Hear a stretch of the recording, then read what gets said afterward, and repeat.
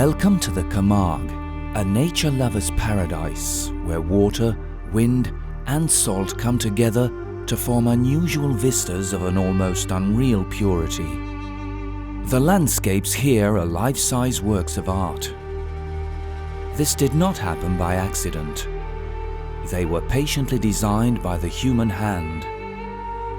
Since antiquity, the beauty and richness of the ponds have captured man's imaginations and led them to develop fishing, shellfish gathering and salt harvesting activities. The Salins du Midi salt marshes now stretch over tens of thousands of hectares, a territory as large as the city of Paris. But this area is unsullied by pollution, metro lines and traffic jams. We're in the heart of a protected area that forms a part of the Natura 2000 network. Thanks to the salt marshes, a wetland environment of high ecological value has been created, an immense reservoir of biodiversity which perfectly meets the needs of many endangered species of birds. These vast expanses of warm, salty water are very rich in plant and animal food resources. They are a source of food for tens of thousands of birds that also use this peaceful area as a breeding ground. The Camargue is home to 3/4 of the bird population of France. Over 350 species have been observed here. As an illustration of salt production's positive effect on biodiversity, over 200 species of birds have been catalogued in the dunes and lagoons of the Aigues-Mortes salt marshes, 54 of which breed here.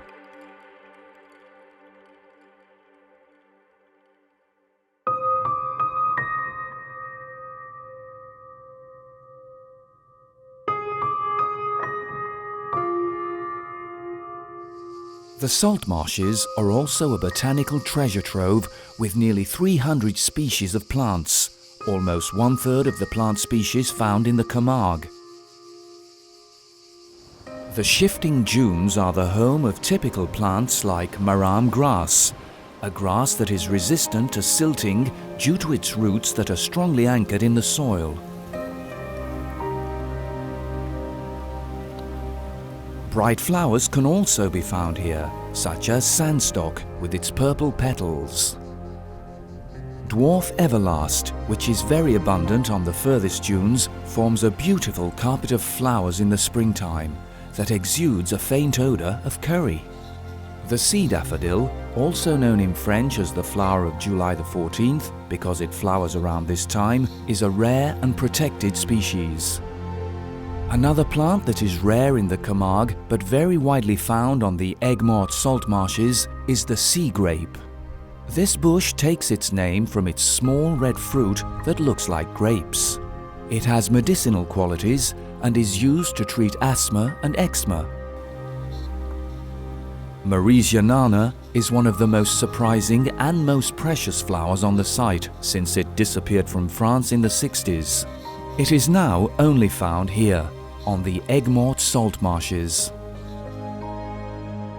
On the stable dunes behind the shifting dunes, there are forests of pine and Phoenician juniper, a very useful shrub that holds the dunes in place with its deep roots. Some plants adapt to the salty environment by removing excess salt through their leaves. This is the case for sea lavender, which is used for bouquets in September. 7 different species of sea lavender have been catalogued. Girardianum sea lavender is a rare plant that is protected in France. Samphire retains salt water. Its tender shoots are edible. Marinated in vinegar, they are eaten as an appetizer or in salads, earning it the name pickleweed. Wetlands like the Aigues-Mortes salt marshes are a blessing for biodiversity. They are the world's second richest natural resource after tropical forests. Half of the world's birds depend on them. The Aigues-Mortes salt marshes welcome between 5,000 and 10,000 pink flamingos per year, 1/4 of the French population. They are also a feeding ground of international importance, a biogeographical crossroads between Europe and Africa. Like the Salins Group salt marshes, I am the daughter of salt and sky. The marshes are my cradle, my origin and my family. They are the source of my strength and my energy. Have you figured out who I am? Can you see me? Come closer. This is my mother. Her name is Rose. And there, underneath her, in the egg, that's me. My mother and father have been taking turns to incubate me for the past month. I'm very important to them because I will be their only chick. You will get to see me come out of my shell. Here I am. Hello, friends. My name is Pink. I'll tell you the story of my life and of all the lives that exist here. Animals, plants and humans all flourish in harmony on the Aigues-Mortes salt marshes. A precious yet fragile harmony that the salt workers and scientists of Salins Group protect each day by acting in a way that is adapted to seasonal cycles. Take the place where I was born. It's called a nesting islet. Salins Group technicians set it up to attract us by offering optimum comfort and safety. A salt worker even manufactured and installed 4 flamingo decoys to help us choose this site, which is perfect for our needs. In total, they created over 200 nests on an islet protected by a protective trench to allow my parents to raise me free from any danger in a peaceful area which is inaccessible to predators like foxes, boar, or wandering dogs. But don't think that we pink flamingos are the only ones receiving this star treatment. We're not the only ones being coddled. Other species also prefer to breed in groups to better protect themselves from predators. Unity creates strength. This is also the motto of the terns, avocets, seagulls and other gulls. These are rare, fragile lagoon birds whose populations are declining in Europe. Luckily, they can find cosy nests for themselves right here. Over my first few days of life, my parents keep constant watch over me. From their gizzards, they secrete an energy-rich liquid made up of a mix of their blood and algae from the marshes. My meals can last between 15 and 30 minutes. Thanks to this high-protein diet, I will weigh 10 times my birth weight after 2 months. I will grow up in this nursery. You may find it a bit noisy and disorganized, but our community has very specific rules, and we are very familiar with the limits of our territory around our nest. My parents are able to find me in the crowded colony thanks to my unique call. Humans, who observe us from a distance and keep a watchful eye over us, have a little more difficulty telling us apart. This is why they attach little rings to our legs. These rings are marked with a code that can be read by a telescope from 300 to 400 meters away. This ring allows them to track us all the way to Eastern Africa, for those of us who are the widest traveled. This way, they can collect scientific data that will help them understand us and protect us better. It also helps them give us better care. This ring around my leg is my health card. But a pink flamingo's life isn't always rosy. We live in the shadow of a terrible foe, the yellow-legged gull. It is our main enemy, a nest robber that steals our eggs and attacks defenseless chicks like me. After 10 days, I leave my nest, impatient to discover the world around me. The scientists of the Salins Group salt marshes do everything they can to limit yellow-legged gull attacks. With their totally harmless curved beaks, pink flamingos are not able to defend themselves and make ideal prey. The Salins Group have a tool to deter these formidable predators. It's called Scary Man. The purpose of this giant scarecrow, which is set up in the yellow-legged gull's breeding area, is to free up the room occupied by this invasive species for the benefit of vulnerable species such as avocets, terns, and pink flamingos. This walkway is also part of the arsenal against the yellow-legged gull. It allows foxes to access the gull's nests and take eggs from them, as they naturally would. An infrared camera, which is automatically triggered by each movement, was installed to monitor the fox's movements 24/7. The salt marshes' fauna and flora are watched over by a gamekeeper who constantly roams through the marshes. He ensures respect of site regulations and prevents unauthorized entry. The salt workers who work on the site are also guardians of nature and are mindful of anything that could disturb the tranquility and balance of the salt marsh ecosystem. The burying of electrical lines to eliminate the risk of collision by flying pink flamingos is one of the steps that have been taken by the Salins du Midi to protect the birds and their natural habitat. Certain invasive plants can also disturb the fragile balance of biodiversity. This is the case of plants like pampas grass and the highway ice plant. Salins du Midi staff must regularly remove them to give the dunes and salt marshes room to breathe. Thanks to the site preservation efforts, 8 highly vulnerable species of birds now take refuge on its salt marshes. The avocet, the sandwich tern, the little tern, the common tern, the gull-billed tern, the Mediterranean gull, the black-headed gull, and the slender-billed gull. These are fragile species which are threatened with extinction or which are rare on a European scale.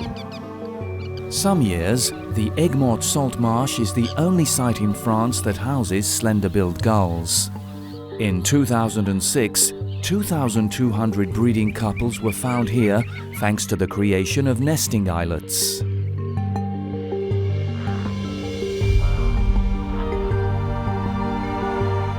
Dozens of cattle egrets and little egrets nest in the trees, as well as hundreds of common shell ducks.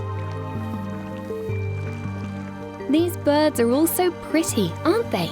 In my opinion, they're just lacking a hint of pink in their plumage. By the way, do you know where we pink flamingos get our magnificent colour? No? It is explained by our diet. We eat a lot of Artemia salina. This small crustacean, which thrives in the salt water, is rich in beta-carotene. The more I eat, the pinker I become.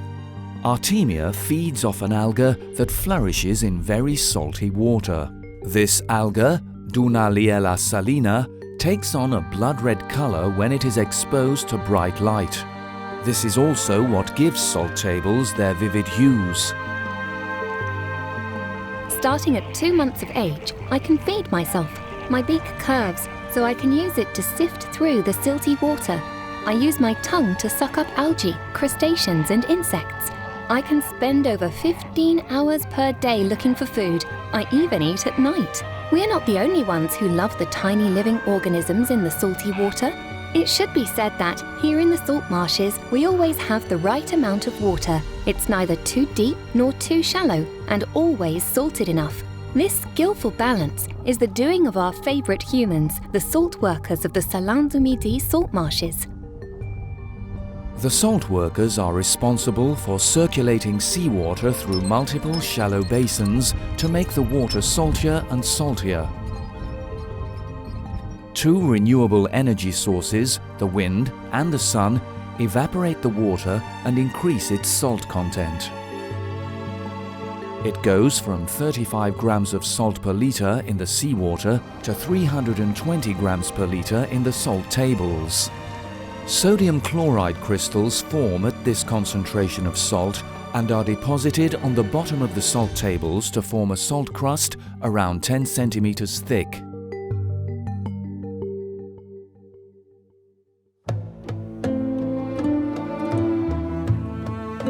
Thanks to the influx of water into the ponds in the spring and the maintenance of a stable water level in the summer, the nesting islets are protected from predators throughout the critical period, and the ponds provide abundant, high-quality food. The low salt ponds contain aquatic plants that are a delight to swans and ducks, while herons can feast on fish and eels. In the high salt ponds, where the salt concentration is higher than 70 grams per litre, there are high concentrations of Artemia salina, which is prized by many water birds, including pink flamingos. Thanks to my diet high in calories and in beta-carotene, I get pinker and pinker over the course of a few weeks. I start to seriously consider taking my first flight. Autumn is on its way, and many of my friends are getting ready to leave in order to avoid the cold. They will head south, on the wind, to Sardinia, Turkey, Andalusia. Some of them will even go all the way to Mauritania or Senegal. But I'll stay here. I want to see how my friends the salt workers harvest their salt. The salt harvest takes place once a year, in summer, before the rainy season. In the Salins salt marshes, it can be harvested in different forms, as coarse salt or as fleur de sel. Harvest is performed mechanically, except for fleur de sel, which is harvested by hand at the very start of the season in July. White, fine, and slightly damp, fleur de sel is formed at night and is harvested in the morning. It is a condiment of exceptional purity, which requires a great deal of care and attention. Its delicacy and its unique flavor are highly appreciated by master chefs and gourmets. Well, I can see I'm not the only one who loves salty food. You just need to see the impressive size of the camels, huge mountains of salt that can be 400 meters long and 25 meters high. Starting in October, with the drying out of some ponds, I will witness the arrival of other species of migratory birds that come to winter in the salt marshes. They choose to come here because in natural environments, the autumn and winter rains flood their feeding grounds. They are mostly waders, small shorebirds that feed off insects, mollusks and worms that they find in the mudflats created by the lowering of the water level. Their legs and their beaks of differing lengths allow them to feed in the same place by hunting for prey buried at varying depths. That way, there are no disagreements. Everyone gets a piece of the pie. The most numerous species is the sandpiper, which comes here in thousands. There are also hundreds of Eurasian curlews, the largest wader in Europe, which hunts worms with its long, curved beak. There are also avocets and ringed plovers. Migratory birds take advantage of their stopover in the salt marshes to stock up and rebuild their fat stores before resuming their journey south towards Africa. Like many other birds that prefer to spend the winter here, I will stay in the Salins salt marshes, warm inside my feathery coat. I like winter because I get to rest while the humans work, restoring the nesting islets, renovating the salt tables, the sluice gates, and the pumping stations. These installations control the water's movements and the concentration of salt in the basins. Thanks to this refurbishing of the salt marshes, the natural habitat of thousands of birds will be preserved. And next spring, the fauna and flora will flourish once again. The breeding birds will come back. The courtship display season will then begin. I will use my natural elegance and flamboyant plumage to find a suitable mate who's tall, handsome, intelligent and strong. If I'm lucky, 2 or 3 males will compete to become the love of my life. I will choose the most colourful one because for us, the colour pink is a sign of good health and robustness. And then, I hope, it will be my turn to become a mother, so I can give my chick a life as wonderful as mine. This depends on all of us, and especially on you humans. Over the last half-century, under real estate and manufacturing pressure, almost 50,000 hectares of natural environment have disappeared from the Mediterranean coast. We need your help, protection and love in order to survive. The Salins salt marshes must remain one of the most beautiful Mediterranean wildlife and plant sanctuaries, a corner of paradise between salt and sky.